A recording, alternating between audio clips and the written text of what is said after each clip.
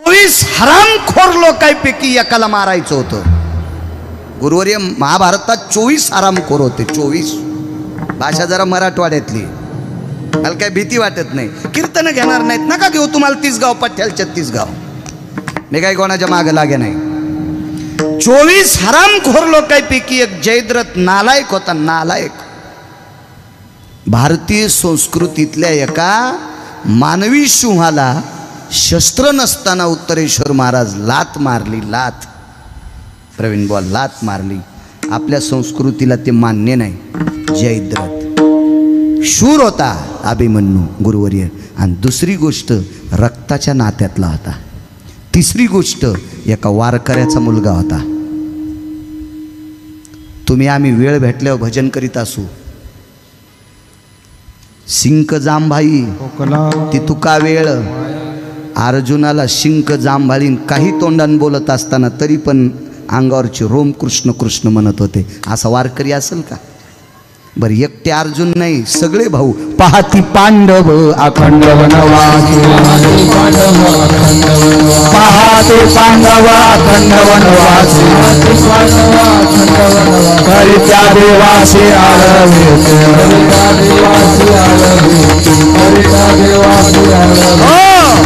वनवासात सुद्धा भजन करणाऱ्या निष्ठावंत वारकऱ्यांचा मुलगा, त्याला लात मारली. आणि या नालायक जयद्रथाला मारण्यासाठी 2.5 ते 2.25 तास सूर्य झाकला, थांबिला नाही, फक्त झाकला. 3:30 वाजता सूर्यास्त केला. असं वाटलं विठाला विठाला.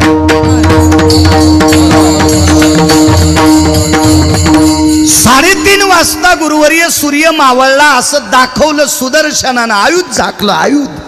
थांबवला नाही, थांबवला नाही, थांबवला नाही, थांबवला नाही. संत किती मोठे आहेत, का म्हणतात निळोबर आहे. मी त्यांचा किती महिमा वर्णन करू, किती महिमा. एकदा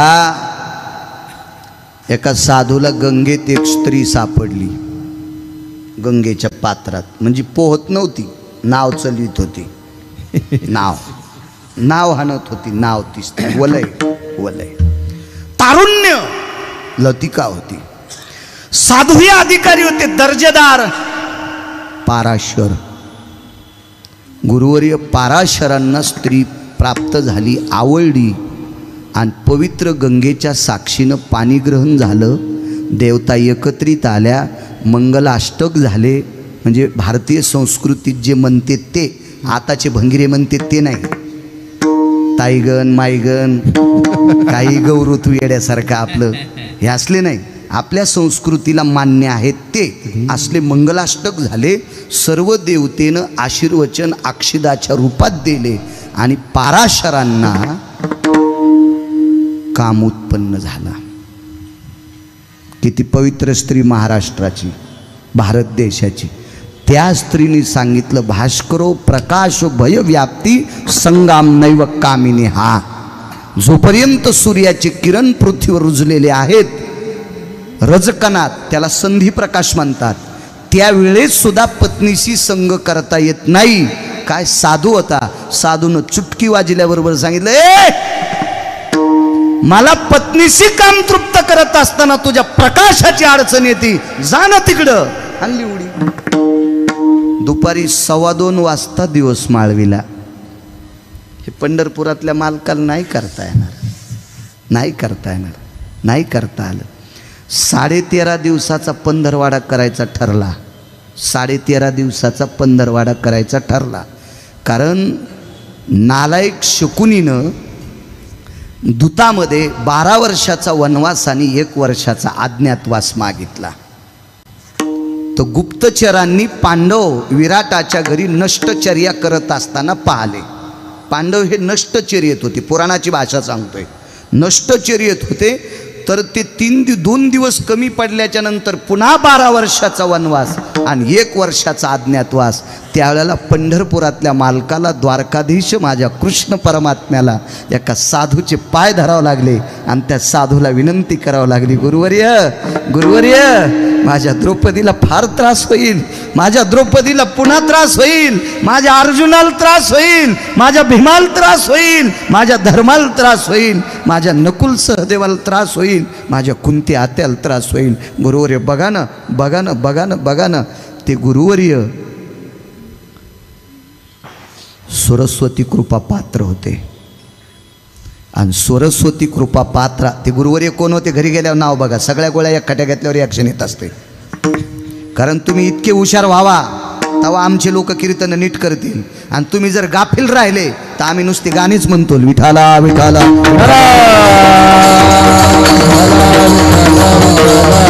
सरस्वती ब्रह्मकन्या कृपा पात्र साधू गुरुवर्य, त्या साधूनं देवानं दर्शन त्या साधूचं घेतलं. आणि त्या साधूनं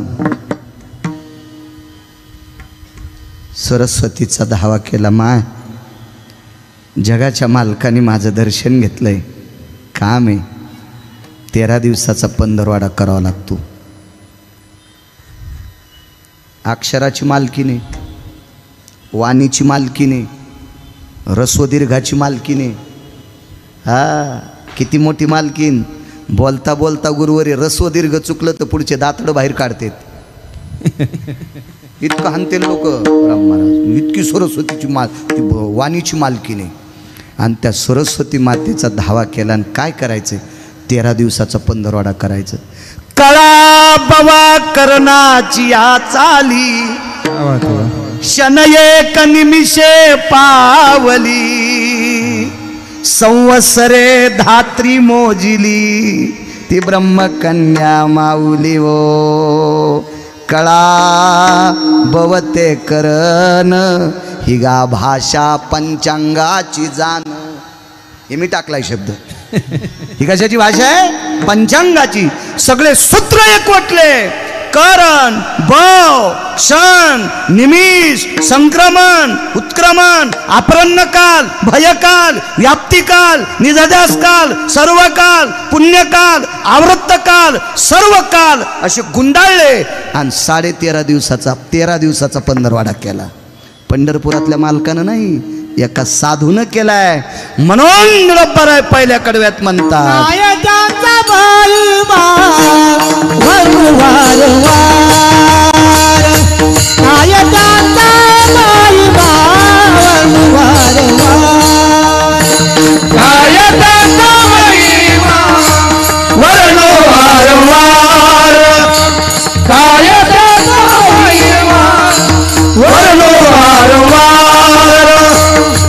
हरिभक्त थोर भूमंडळ,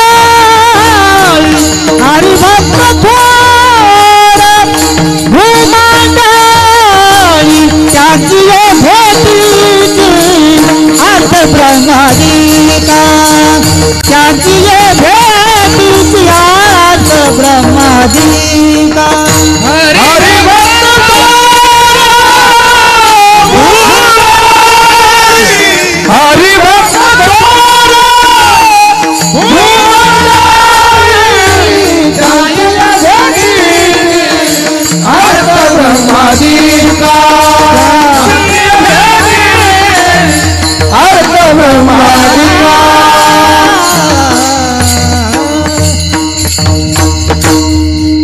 मालकाने पंढरपुरातल्या नमोदपणे सांगितलं, अर्जुना धर्मा, सगळ्यात सोपं वाक्य सांगतो. हे ताई, द्रौपदीला बहीण मानायचे गुरुवर येते. हे ताई, तुझा वनवास जर कोणी संपला असेल तर त्या महात्म्यानं संपलाय. 13 दिवसाचा पंधरवाडा, नाही तर 2 दिवसासाठी 12 वर्ष वनवास आणि 1 वर्ष अज्ञातवास, नष्टचर्या. इतके मोठे साधू आहेत, एवढे मोठे. पाराशरांनी दुपारची रात्र केली. मांडव्याने शाप देलता, ज्यांनी कोणी सुळाला स्पर्श केला आणि मला त्रास झालाय ते उद्या सकाळी सूर्योदय झाल्याबरोबर प्रातान भास्करो किरणो ससंसर्गेशी मृत्युर्भयोस्तता, याच्या पलीकड दक्षिणाधिपत्यम वशाति कालाय. तो दक्षिणेच्या राजाला प्रिय होईल. पण बाई अधिकारी बाईनं टोपल्यातलं पाणी गोंजळीत घेतलं आणि पूर्वेकडं तोंड करून गुरुवर उभी राहिली आणि सूर्याला सांगितलं, बेटा येशील तर पाय. 8 दिवस आलाच नाही सूर्य, आलाच नाही सूर्य, आलाच नाही. श्रुतीमातेनं तिला विचारलं, श्रुतीमातेनं तिला विचारलं. ह्या 2 बहिणी श्रेष्ठ होत्या, शांडिल्य आणि सुमती, सख्या बहिणी होत्या, सख्या बहिणी. एक प्रापंचिक होती, ग्रस्ती होती, आणि एक बैरागिनी होती. शेवटच्या टप्प्यात लग्न झालं भगवान शिवजीच्या मंदिरात. पण अत्यंत शरीर गलित झालेला पती प्राप्त झाला. कमरेपासून खाली कीटक पडले होते, आळ्या पडल्या होत्या, सुरमी पडल्या होत्या. एका साधूनं सांगितलं मंदिरातल्या, याच्याशी लग्न केलंय, देवापेक्षा श्रेष्ठ मान, विश्वातले सगळे देव तुझ्या ताब्यात राहतील. आणि त्या साधूचा शब्द ग्राह्य धरला, मान्य केला आणि हातात पाणी घेतलं. 9 दिवसाची सेवा होती पतीची, काही जास्त दिवस नव्हते झाले, पण 9 दिवस इतक्या निष्ठेनं सेवा केली तर 8 दिवस सूर्याला येऊ दिलं नाही. कोणाची ताकद? साधूची. म्हणून मालक पहिल्या कडव्यात म्हणतात, काय त्यांचा महिमा वर्णू वारंवार, काय त्यांचा महिमा वर्णू वारंवार, काय त्यांचा महिमा वर्णू वारंवार, काय त्यांचा महिमा वर्णू वारंवार, काय त्यांचा महिमा वर्णू वारंवार, काय त्यांचा महिमा वर्णू वारंवार, काय त्यांचा महिमा वर्णू वारंवार, काय त्यांचा महिमा वर्णू वारंवार.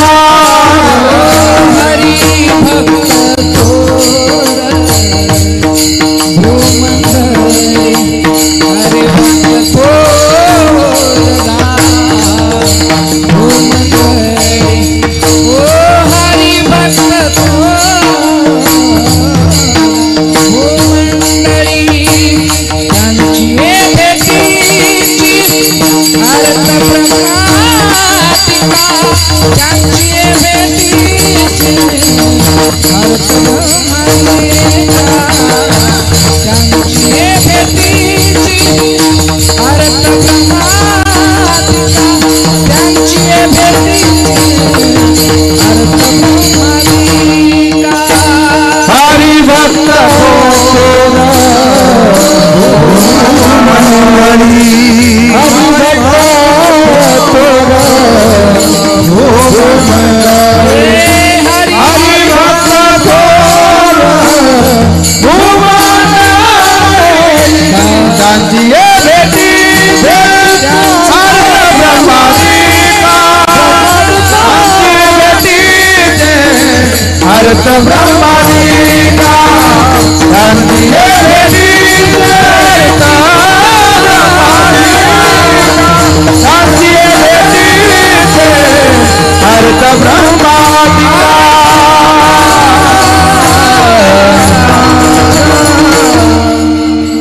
हा संतांचा महिमा आहे.